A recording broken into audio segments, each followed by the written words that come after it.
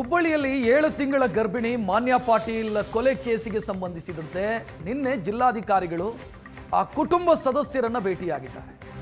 ಕುಟುಂಬ ಸದಸ್ಯರನ್ನ ಭೇಟಿಯಾಗೋ ಸಂದರ್ಭದಲ್ಲಿ ಅಲ್ಲಿದ್ದಂತ ದಲಿತ ಸಂಘಟನೆಯ ಪ್ರಮುಖರು ಜಿಲ್ಲಾಧಿಕಾರಿಗಳನ್ನ ತರಾಟೆಗೆ ತೆಗೆದುಕೊಂಡಿದ್ದಾರೆ. ದಿವ್ಯಪ್ರಭು ಜಿಲ್ಲಾಧಿಕಾರಿ ಬರ್ತಾ ಇದ್ದಂತೆ ದಲಿತ ಮುಖಂಡರು ಆಕ್ರೋಶ ವ್ಯಕ್ತಪಡಿಸಿದ್ದಾರೆ. ಘಟನೆ ನಡೆದು 3 ದಿನ ನಂತರ ಬಂದಿದ್ದೀರಿ, ಈಗ ಯಾಕೆ ಬಂದ್ರಿ? ನಿಮಗೆ ಮನುಷ್ಯತ್ವ ಇದೆಯಾ? ವಾಪಸ್ ಹೋಗಿ ಅಂತ ಆಕ್ರೋಶ ವ್ಯಕ್ತಪಡಿಸಿದ್ದಾರೆ. ಆನಂತರ ಪೊಲೀಸರ ಭದ್ರತೆಯಲ್ಲಿ ಆಸ್ಪತ್ರೆಯ ಒಳಗೆ ಹೋಗಿದ್ದಾರೆ ಅಧಿಕಾರಿಗಳು. ವಿವೇಕಾನಂದ ಕುಟುಂಬಕ್ಕೆ ರಕ್ಷಣೆ ನೀಡೋದಕ್ಕೆ ಪೊಲೀಸರು ಹಿಂದೇಟು ಹಾಕಿದ್ದಾರೆ ಅನ್ನುವಂಥ ಆರೋಪವನ್ನ ದಲಿತ ಸಂಘಟನೆಯ ಪ್ರಮುಖರು ಮಾಡಿದರು. ಇನ್ನು ವಿವೇಕಾನಂದ ಅವರ ಕುಟುಂಬಕ್ಕೆ 5 ಲಕ್ಷದ ಪರಿಹಾರದ ಚೆಕ್ ಅನ್ನ ಕೂಡ ಜಿಲ್ಲಾಧಿಕಾರಿಗಳು ವಿತರಿಸಿದ್ದಾರೆ.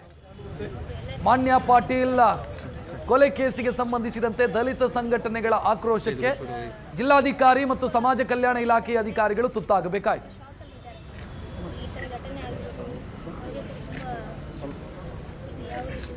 ಈಗ ಅವ್ರಿಗೆ ಏನೇನು ಟ್ರೀಟ್ಮೆಂಟ್ಗಳು ಬೇಕು ಅದನ್ನು ಸರ್ಕಾರ ವತಿಯಿಂದನೇ ಮಾಡೋಕ್ಕೆ ಈಗಾಗಲೇ ಸೂಚನೆ ಕೊಟ್ಟು ನಮ್ಮ ಸಮಾಜ ಕಲ್ಯಾಣ ಇಲಾಖೆ ಅಧಿಕಾರಿಯನ್ನು ಕೂಡ ಇಲ್ಲಿ ನಿಯೋಜಿಸಿ ಅವ್ರ ಜೊತೆಗೆ ಇದ್ದಾರೆ. ಈಗ ನಾನು ಕೂಡ ಹೋಗಿ ಅದನ್ನು ಇವರು ಯಾರ್ಯಾರು ಇಲ್ಲಿ ಪೇಷಂಟ್ ಅಡ್ಮಿಟ್ ಆಗಿದ್ದಾರೆ ಅವರನ್ನು ಎಲ್ಲನೂ ಕೂಡ ವಿಚಾರಿಸ್ಕೊಂಡು ಬಂದಿದ್ದೀವಿ. ನಿನ್ನೆ ಇಬ್ಬರು ICUನಲ್ಲಿ ಇದ್ದರು.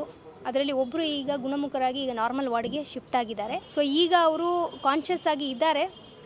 ಅವ್ರಿಗೆ ಕೆಲವೊಂದು ಸ್ಕ್ಯಾನ್ಗಳು ಈಗಾಗಲೇ CT ಸ್ಕ್ಯಾನ್ ಎಲ್ಲ ಕೂಡ ಮಾಡಿದ್ದಾರೆ. ಬಟ್ ಆದಾಗ್ಯೂ ಕೂಡ ಇನ್ನೂ 72 ಅವರ್ಸ್ ಆದಮೇಲೆ ನಾವು ಅವರ ಬಗ್ಗೆ ನಾವು ಮೆಡಿಕಲಿ ಹೇಳೋದಕ್ಕೆ ಆಗುತ್ತೆ ಅಂತ ಹೇಳಿದ್ದಾರೆ.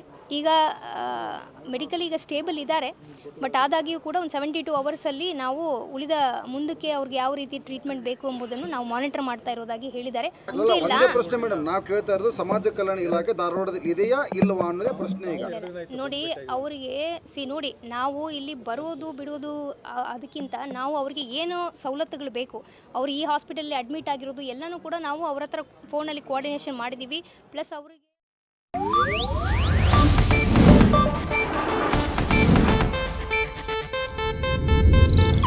ಇದು ಏಷ್ಯಾನೆಟ್ ನ್ಯೂಸ್ ನೆಟ್ವರ್ಕ್ ಪ್ರಸ್ತುತಿ.